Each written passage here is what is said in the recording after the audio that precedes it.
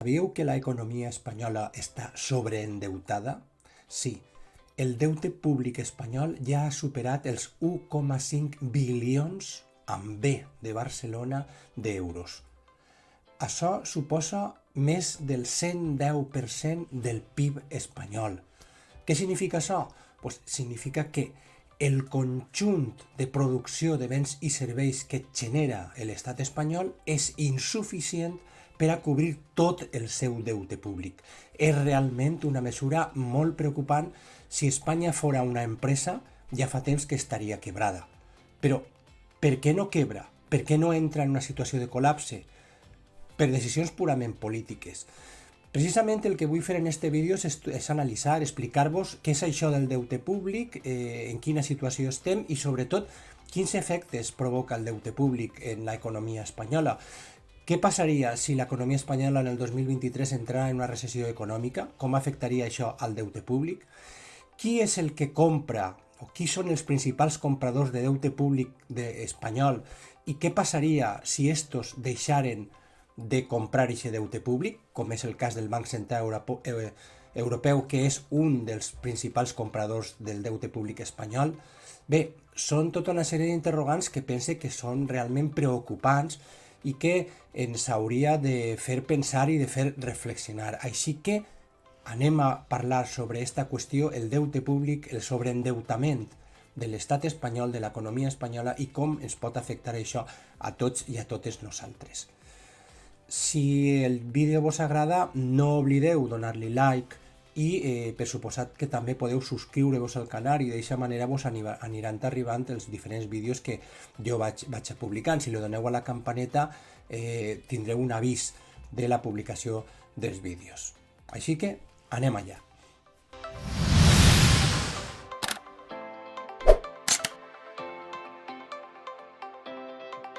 És de veres que durant l'últim any hem sigut capaços de controlar l'increment del deute públic i que està en un nivell bastant inferior a com estava fa un temps. És cert que encara que estem per damunt del 100% del PIB, i això és molt preocupant, s'ha de dir, però ja no estem en nivells del 130, del 120-130%, que eren nivells en els que ens vam situar durant l'època de la pandèmia.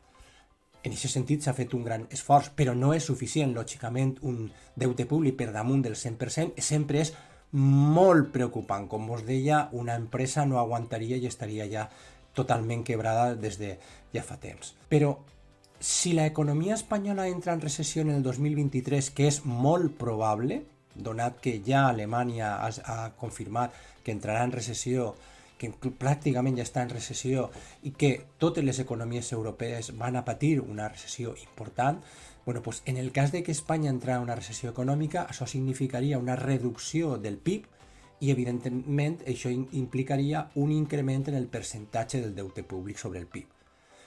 Podríem situar-nos, per tant, durant el 2023 en uns percentatges de deute públic sobre el PIB pròxims al 120-125%. És bastant més del que tenim actualment, que és del 110%, i bueno, pues, això implica la necessitat de prendre mesures que tracten d'evitar tot això. Un increment de les despeses com a conseqüència de mesures que van encaminades a tractar de que la població es vegi almenys afectada per la crisi, lògicament incrementa encara més el deute públic, encara que algunes d'aquestes mesures van a ser necessàries. És sostenible una situació d'un deute públic per damunt del 100% i en nivells que poden arribar al 120-125%? Bueno, dependís de decisions polítiques. Ja vos dic que des del punt de vista econòmic no és sostenible, ni siquiera a curt termini, però lògicament van a ser les decisions, especialment de la Unió Europea, les que condicionen si això se pot sostenir o no se pot sostenir. Així hi ha una qüestió important i és qui està suportant la major part del deute públic espanyol, o dit d'una altra manera, quins són els principals compradors de deute públic? Bueno, pues els principals compradors de deute públic són, en primer lloc, el Banc Central Europeu. El Banc Central Europeu en aquests moments té el 33,7% del total del deute públic espanyol i, per tant, una decisió per part de la Unió Europea de deixar de comprar aquest deute públic seria molt greu per a l'economia espanyola.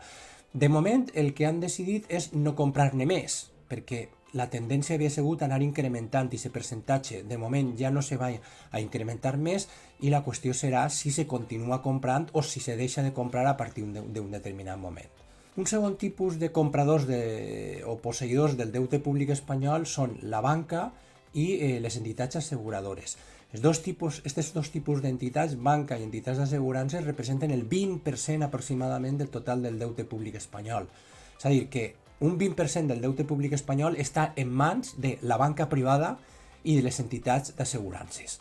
És també una informació que ens ha de preocupar. I després tenim que més del 40% del deute públic està en mans de no residents.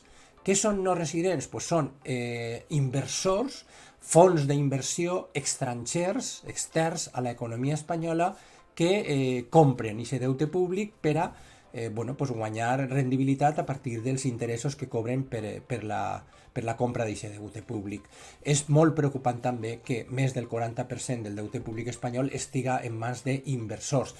Més tenint en compte que les tendències que se van a produir durant els propers mesos i dels propers anys van a ser que aquest percentatge que tenen inversors estrangers se vagi incrementant al temps que el percentatge que posseeix el Banc Central Europeu vagi disminuint.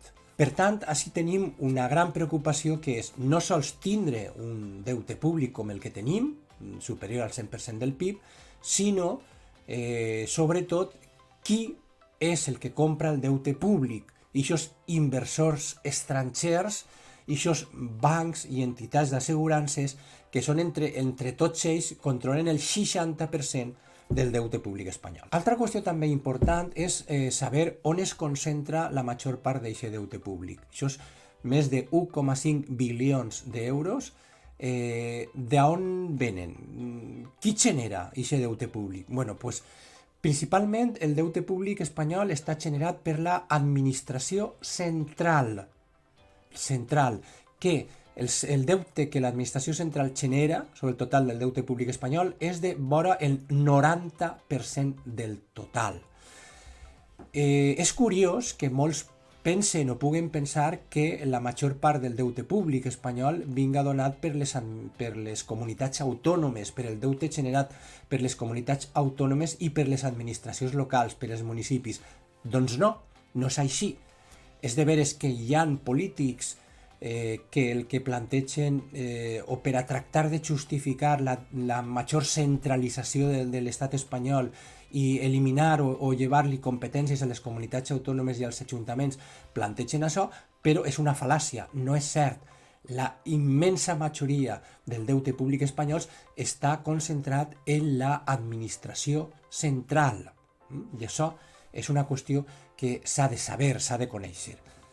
Per tant, si volem reduir deute públic, hem de fer-ho principalment en aquelles activitats o aquelles despeses que són generades per l'administració central, no per les administracions autonòmiques ni per les administracions locals, perquè aquest percentatge és molt reduït, és un percentatge que no arriba ni tan se vol al 5% del total del deute públic espanyol. Per últim, què passaria si de colp l'estat espanyol haguera de pagar aquest deute públic? Pues, lògicament, podria haver un col·lapse de l'economia espanyola. No va a passar, perquè, com us dic, al final són decisions polítiques, no estem parlant d'una empresa, estem parlant d'un estat, i, lògicament, la Unió Europea no va deixar que un estat membre entre en una situació de col·lapse, però sí que pot suposar conseqüències molt negatives per a l'economia espanyola. Tinguem en compte que un increment del deute públic el que pot suposar és que arriba un moment en el que la Unió Europea ens obligue